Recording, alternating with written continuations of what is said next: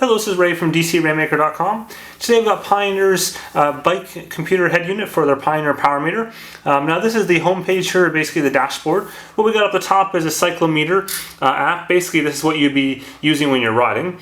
We have the history viewer to look at your past activities. Sensors where you can configure sensors, and settings is, well, settings. So if I go into sensors here, you'll see I have what is considered pedaling monitor right and left. So each portion of the Pioneer power meter is paired individually. And then I've got my amp plus heart rate down there at the bottom, and I can go ahead and connect new sensors if I like to. So I can change the different type of sensor. So you can go ahead and you compare this to an amp plus power meter. It doesn't have to be a Pioneer power meter. You just won't get quite the level of data that you would on a Pioneer power meter. But you can see other amp plus sensor types: speed, cadence, speeding cadence, power, even Shimano Di2. I'll go ahead and hit the back button there to get back to this, and then just a couple of configuration options if I wanted to there. After that, I can go ahead and I'll just dive into one of the different portions of the power meter there. So this is where I can look at stats about it. It's also where I can go ahead and do a force preview. Basically that allows me to validate the amount of torque that's coming out of that particular side of the power meter. So if I wanted to do a calibration, for example, I could go ahead and utilize that. And then there's also the 0 option for calibration there as well. So again, we'll go back to the main page there. Just a very quickly look at the history viewer.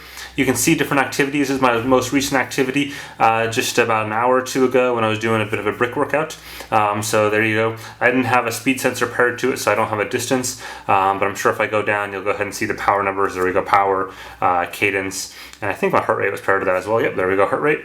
So that's just kind of the basics there. If we dive into settings, we've got a few more options there. You can choose different bikes. You can create different bike configurations. You can also choose the Wi-Fi settings or configure the Wi-Fi options. This allows you to go ahead and have the unit automatically upload the workouts to the Cyclosphere website, and then from there it can sync directly to Strava, Training Peaks, and a few other sites.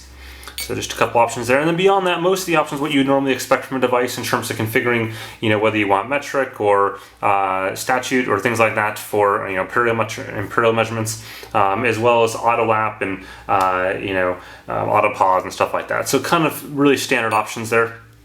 With that, let's go ahead and dive into the actual cyclometer, basically the normal head unit portion of the application. Now each one of these data pages is configurable with different options. I can swipe right and left and I can see different pages. So this one I have 4 units on it. I've got another one with another 4 different metrics for each one. Do that again. There we go, now up to 6 metrics on that one. This is 9 metrics on this one.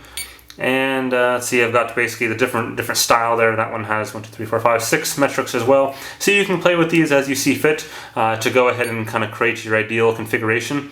In this page right here, I've got a kind of my default page. I've got a left and a right power showing basically the output along the entire stroke from my left side and my right side. It's showing it in 2 different graph variations. And at the top I've got cadence, my total power left, right, and then my power for the last 10 seconds. So basically the running average. That I find the most useful way of looking at things. So I'm going to go ahead and start pedaling here. Probably have to excuse the noise.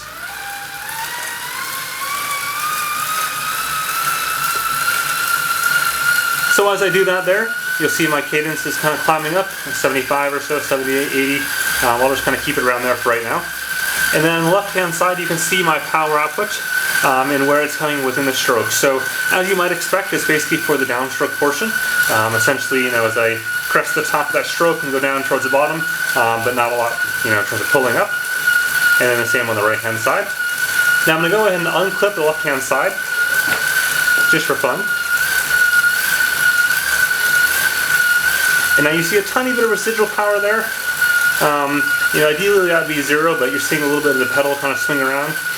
On the right-hand side, meanwhile, you'll see it's mostly forced on the downward portion. I'm going to go ahead and change my stroke a little bit, and you'll start to see it kind of even out a little bit more.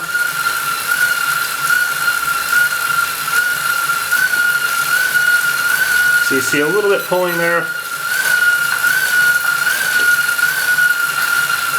Then I'll go ahead and go back.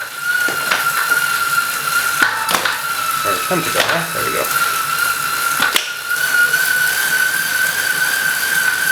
So you see the wattage there showing the both sides of the power.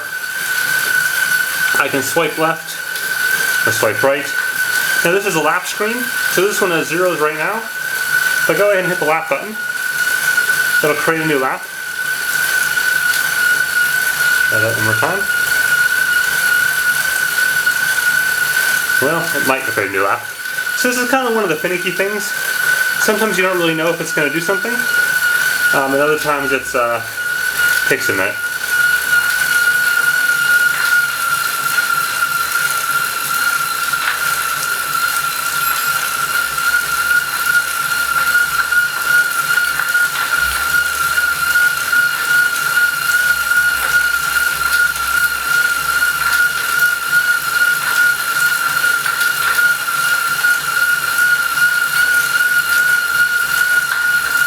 Okay, so I'm on here the last lap screen. This allows me to look at my last lap recorded.